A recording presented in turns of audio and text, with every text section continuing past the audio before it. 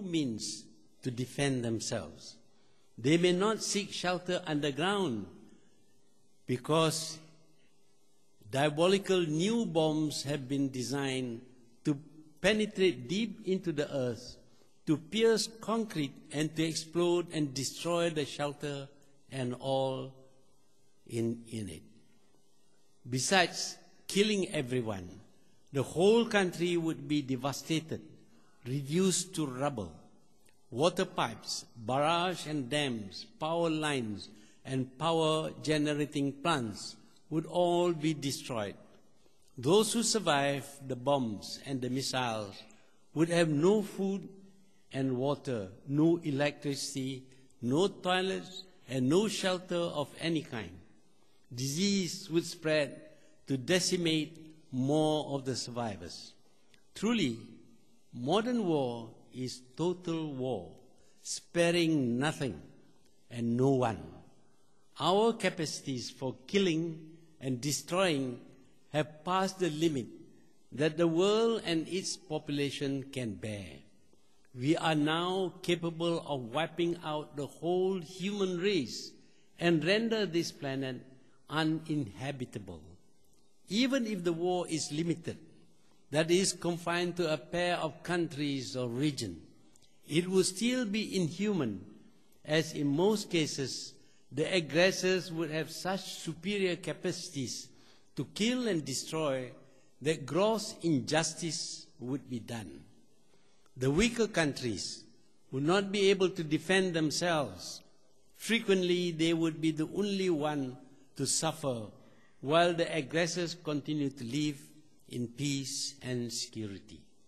And when the war ends with victory for the powerful, only the vanquished would be blamed and punished.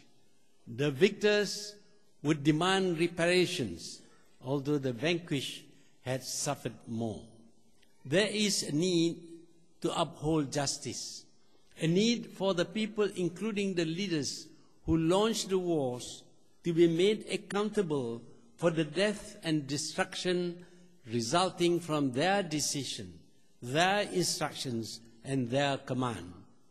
It does not matter whether the aggressors win or not. They must be regarded as guilty, and their leaders must be tried and punished severely.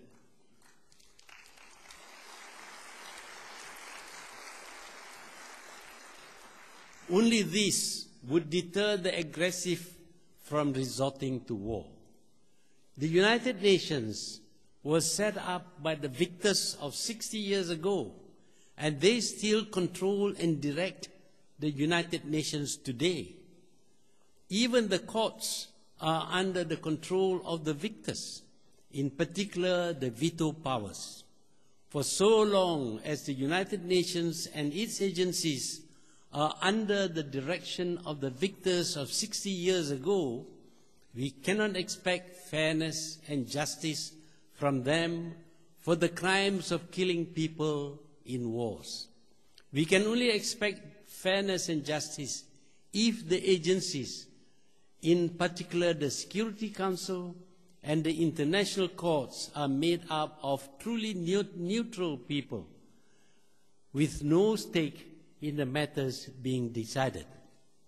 In particular, the courts must be free and independent and must hear all complaints by both the victors and the vanquished without fear or favor. Because we are not going to see such an independent court in the foreseeable future, the Perdana Global Peace Organization has taken the initiative to set up a tribunal. We may be accused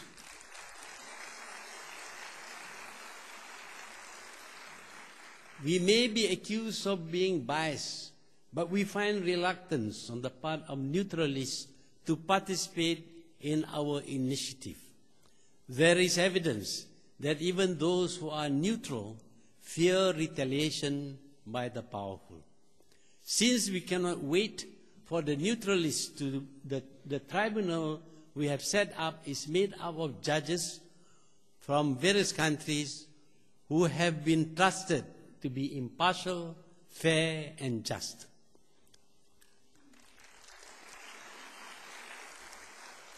They will act in accordance with the rules and regulations which have been drawn up and be subjected to international laws as well as natural justice.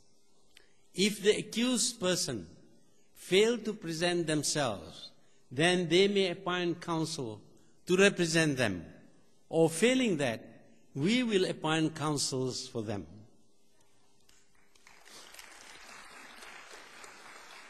The proceedings of the courts will, as far as possible, follow the usual court procedures under the British common law system.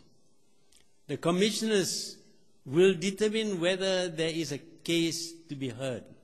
Only if they find that there is, will they submit their findings to the tribunal. Then the victims or their proxies and representatives will present their cases. The rest is up to the tribunal. We may not be able to carry out the sentence passed by the tribunal, but we hope governments and NGOs worldwide will take note and try to make the punishment meaningful, at least by ostracizing the guilty ones. We seek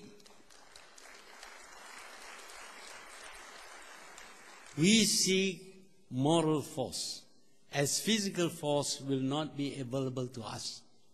But the important thing is to make people everywhere appreciate the horrors of war and the criminals who, without fear of any retribution, have so callously issued orders for hundreds of thousands of innocent people to be killed, many to be tortured, and for whole countries to be devastated.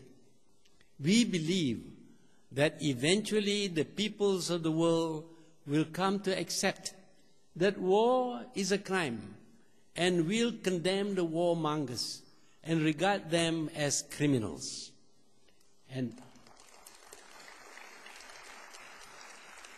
when this happens, we may see the world becoming a more peaceful place. That is our hope. It will take time for the mindset of the denizens of this planet to change with regard to the nature of war. We may not see this happen in our lifetime, at least for most of us.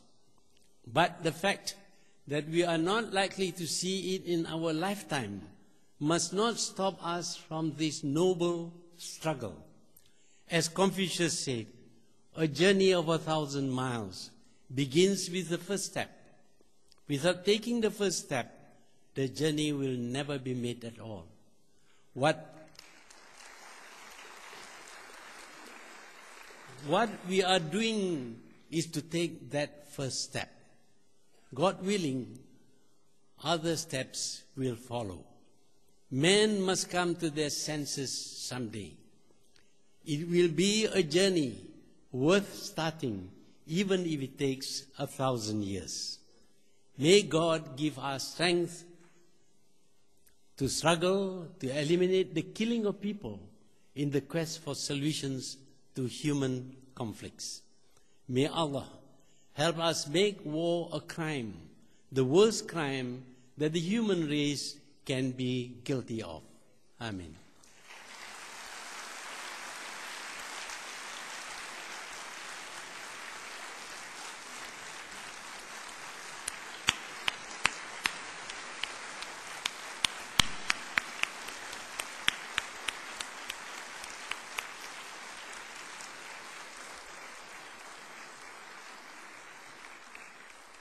Thank you, Tun, for your inspiration and for your tireless passion.